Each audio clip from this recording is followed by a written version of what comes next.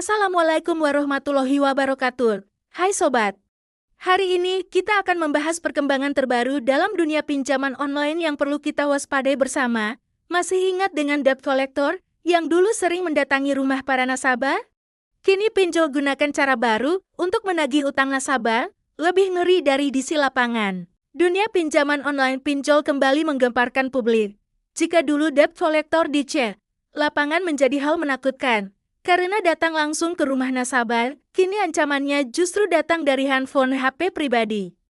Para penagih utang digital kini memanfaatkan teknologi artificial intelligence atau AI untuk mengintai, meneror, bahkan mempermalukan nasabah secara sistematis. Sistem baru tersebut tidak hanya lebih canggih, tapi juga lebih mengerikan karena beroperasi tanpa perlu kehadiran fisik. Cara evolusi metode penagihan dari teror fisik ke digital. Dulu, banyak nasabah pinjol ilegal merasa trauma karena dikunjungi DC secara massal, berteriak-teriak di depan rumah.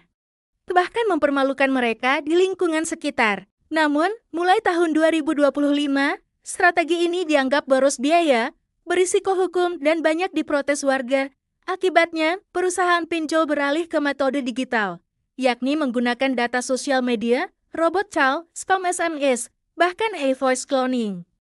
Bayangkan kamu baru saja upload story sedang nongkrong di kafe, besoknya DC menghubungi sambil menyindir enak ya nongkrong, tapi utang belum dibayar. Jika hal itu bukan fiksi, melainkan bentuk nyata dari pengawasan digital yang dilakukan oleh sistem penagihan baru, cara kerja sistem digital penagihan pinjol. Berikut ini beberapa cara sistem digital bekerja. 1. Stalking media sosial. DC kini bisa mengakses sosial media kamu, melihat daftar teman, top postingan, hingga lokasi nongkrong terakhirmu. 2. Robot call dan spam SMS. Nasabah bisa menerima ratusan panggilan dan SMS otomatis setiap hari, bahkan selama 24 jam non-stop. 3. Pemalsuan suara menggunakan AI. Panggilan bisa terdengar seperti suara kamu sendiri karena teknologi memodifikasi suara untuk mengecoh atau menakut-nakuti. 4. Penyebaran informasi ke kontak darurat. Kontak-kontak yang ada di HP kamu bisa dihubungi. Bahkan dibuatkan grup WhatsApp dan di situ diumumkan bahwa kamu memiliki tunggakan pinjaman. 5. Penjualan data ke kolektor freelance dan mafia online. Data kamu bisa berpindah tangan dan dikejar oleh lebih dari satu pihak. Cara menghindari teror penagihan pinjol sistem digital. Inilah trik sekaligus solusi yang disarankan untuk melindungi diri dari penagihan digital. Antara lain, 1. Kunci dan pribadikan media sosial. Ubah semua akun menjadi privat. Hapus postingan yang bisa dimanfaatkan di chat. 2. Hapus aplikasi pinjol dari HP. Aplikasi ini bisa membaca kontak dan data sosial media kamu. Hapus untuk memutus akses ke data pribadi. 3. Blokir dan ganti nomor telepon.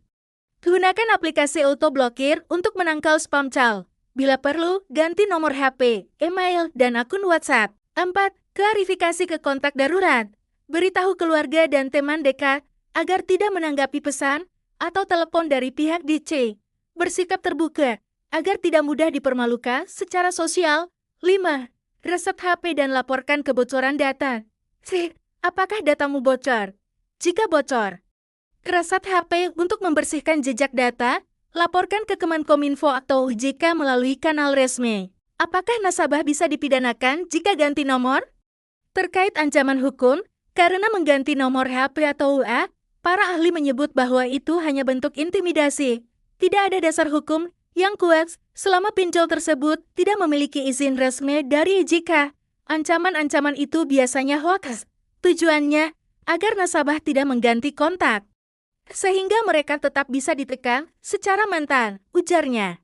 Yang paling mengkhawatirkan adalah skenario masa depan di mana sistem AI digunakan untuk memetakan perilaku nasabah, lalu menentukan siapa yang layak ditindak lebih dulu.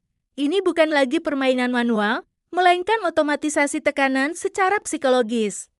Jika AI yang menentukan siapa yang dipermalukan lebih dulu, maka bisa dibilang game over untuk nasabah yang sedang galbay. Bagi kamu yang sedang terjerat pinjaman online, penting untuk memahami bahwa perlindungan data pribadi adalah benteng terakhir. Jangan biarkan diri kamu menjadi korban sistem yang tidak adil dan merusak harga diri. Jika Anda mengalami masalah dengan pinjaman online, Segera hubungi IJK atau Lembaga Perlindungan Konsumen resmi untuk mendapatkan bantuan. Terima kasih sudah menyimak informasi ini. Jangan lupa like, subscribe, dan bagikan video ini agar teman-teman kita yang lain juga bisa lebih waspada. Sampai jumpa di video berikutnya. Senang bisa berbagi, terima kasih, dan wassalamualaikum warahmatullahi wabarakatuh.